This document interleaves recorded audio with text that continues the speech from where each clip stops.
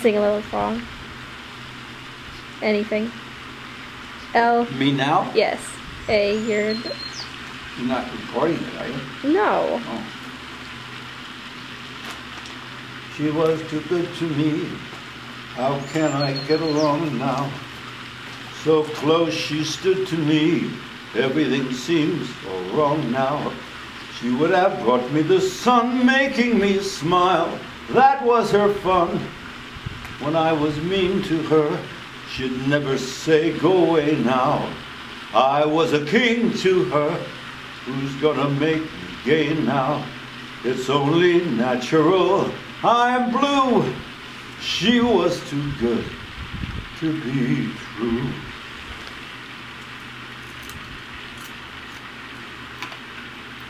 It's my song for the day. That was amazing, Poppy. Huh? I said that was amazing. Yeah, it's fun to sing.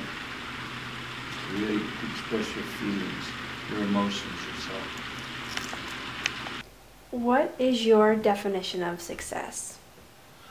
Well, that's a great question because I never thought about it. I grew up in San Francisco as a very little boy. Yeah, had a great time there. We were on, hard times. It was during the Depression in America at that time, but it was, it was just a lot of fun. It was just learning how to get along with very little, but we had a lot of joy and friendships that were very solid. It was fun. I loved it. We used to chew tar from the street.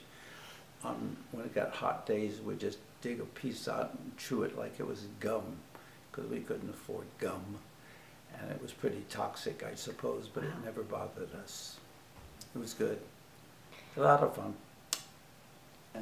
Well, movies was my escape from reality. So on the weekends, I would scrounge around to try to get enough money to go to the movies. And my father had no money to give us, any of us, so I would redeem milk bottles with like a penny or 2 pennies deposit on a milk bottle in those days. So I'd get enough money to go in, and then sometimes I'd open the side door and sneak in some friends who had no money either, get them in. It was kind of, exciting and fun. And so that's, they became my life. My reality was in movies. I imagined myself as in the movie, and one day I would be doing all those things, and it was fun. Of course, I'd stay, then they didn't clear the theater after a showing, and so you could stay there from 12 until midnight. So I would just stay there, and I'd learn all the lines before I even left. I knew everybody's part, and my brothers would come into the movie house and get on each side of me, but I didn't know it, and they'd just pick me up out of the chair and carry me home. It was really kind of fun. I want to be successful. I want to be happy in whatever I'm going to be. If I could be a doctor, if I could be a lawyer, an astronaut. I think that a lot of the time people tend to want to be successful and that they have some sort of independence in their job and they're able to do what they want to do. I think for me personally, success is you're making the changes you think are necessary to be making in the world, and you have the means, like money or power or independence, necessary to be able to make those changes and to fulfill what you feel is your purpose in life.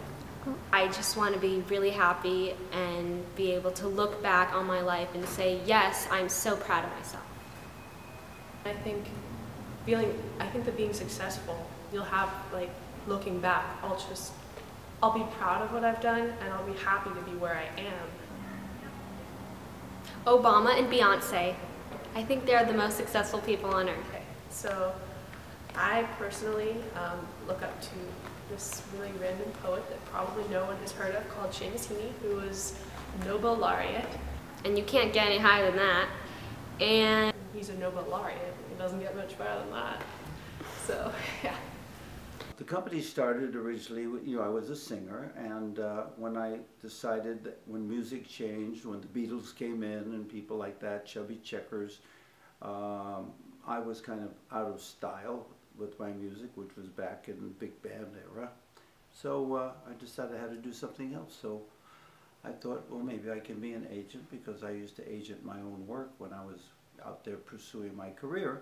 And that's how it all began, in a little office in crossroads of the world in Hollywood with 12 clients. My definition of success would probably be a time in your life where you are not only happy, but you are also affecting others' lives for their good. I don't think money has much to do with it, as long as you are being fulfilled and you are fulfilling others' lives. In any walk of life, you have to come from passion, and the passion comes from within. You know, it's almost like a meditation where you can just close your eyes and shut your mind off and go to that center. I call it your center, and listen to the voice that comes up to tell you what to do and when to do it or how to do it. And you get all your information from a higher consciousness than your own. And you kind of learn, it's like a meditation, you learn to tap into that place. But the main thing is that passion is what you need to have to be successful. I don't care if you want to be a bookkeeper or a choreographer or what, you have to have passion about it. You have to follow your passion.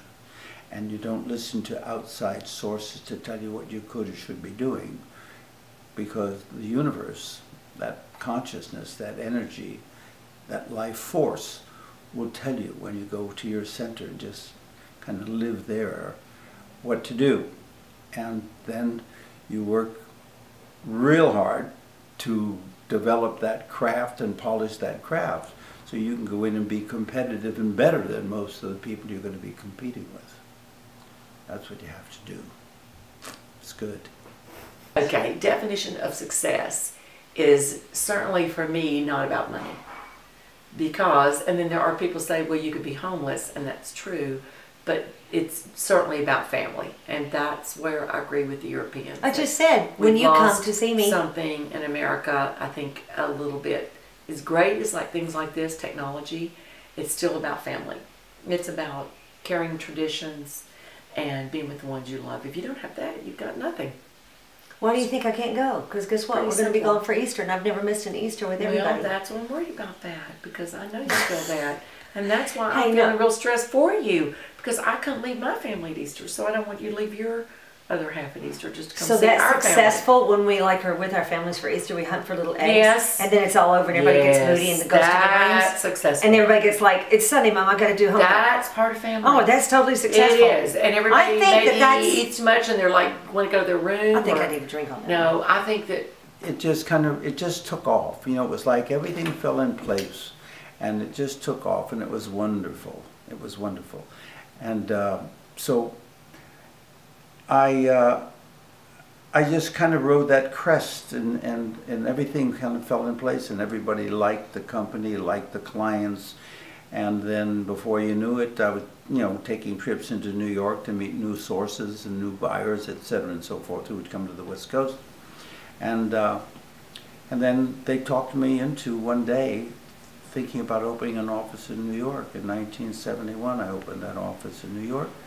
It just took off, and it became the foremost agency in New York. And in LA, we became just about, I guess, the foremost here. So it was the foremost agency in the country. And that was in a period of about 6 or 7 years. And we were the top agency representing talent and representing everything: producers, directors, choreographers, celebrities. It was a very, very big, successful operation. Everybody was having a good time. We were happy, and it was just a joy. Just a joy. There were wonderful people that worked for me. I loved it. Loved every moment of it. The sands of time are quickly spent. I wonder where the future went. Yes, time has flown, or did it flee? I wonder what became of me.